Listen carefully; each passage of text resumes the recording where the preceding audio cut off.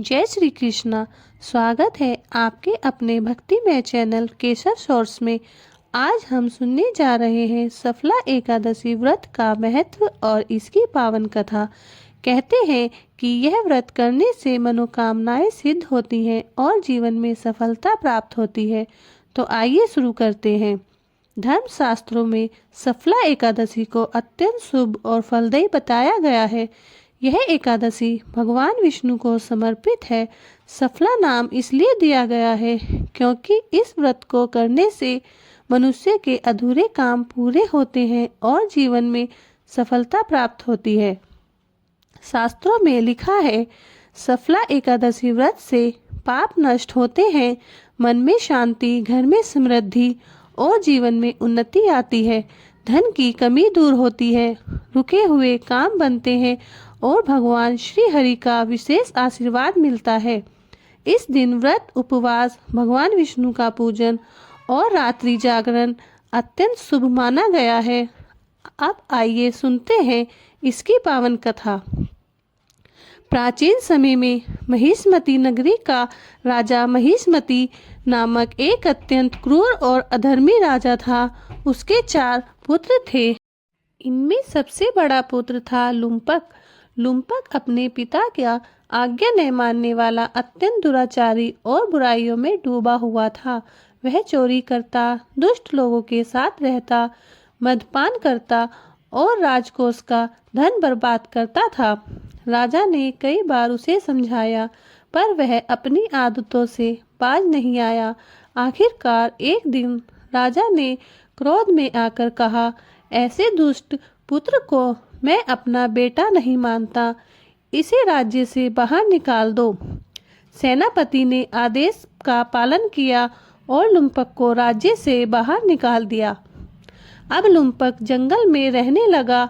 वह भूखा प्यासा जंगल में भटकता रहता और जीवित रहने के लिए पेड़ों से फल चुरा लेता। जंगल में एक प्राचीन मंदिर था। वह भगवान विष्णु का था, जहाँ लुम्पक अक्सर चोरी करके ले जाने वाले फलों को रख देता था ताकि पहरेदारों को संदेह न हो। परंतु भगवान विष्णु के लिए रखे गए वे फल अर्पण माने जाते थे और अनजाने में ही दुष्ट लुम्पक भगवान को भोग चढ़ाता रहता था। समय बीतता गया। लुम्पक की अवस्था दयनीय थी। कड़ाके की ठंड, भूख और दुखों ने उसे बहुत कमजोर कर दिया।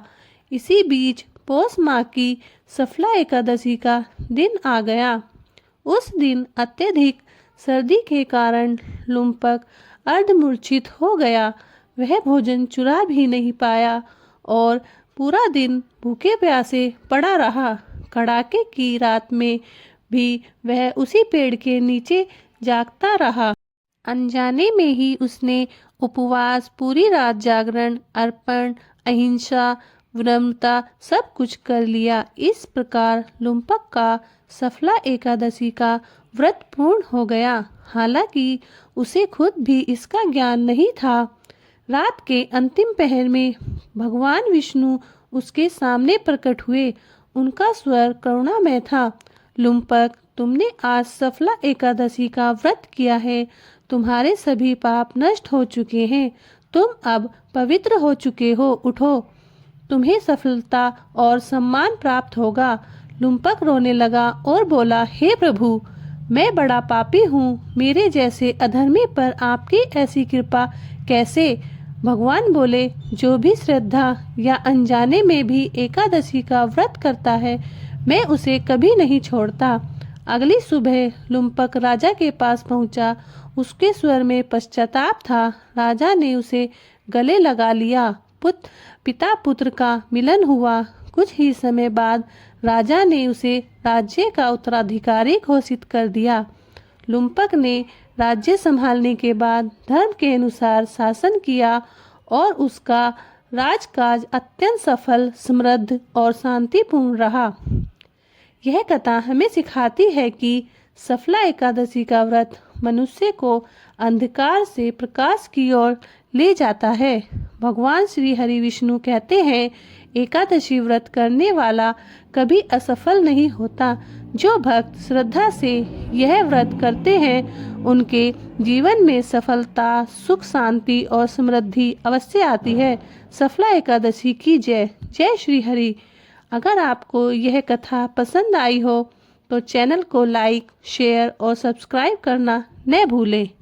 जय श्री कृष्ण।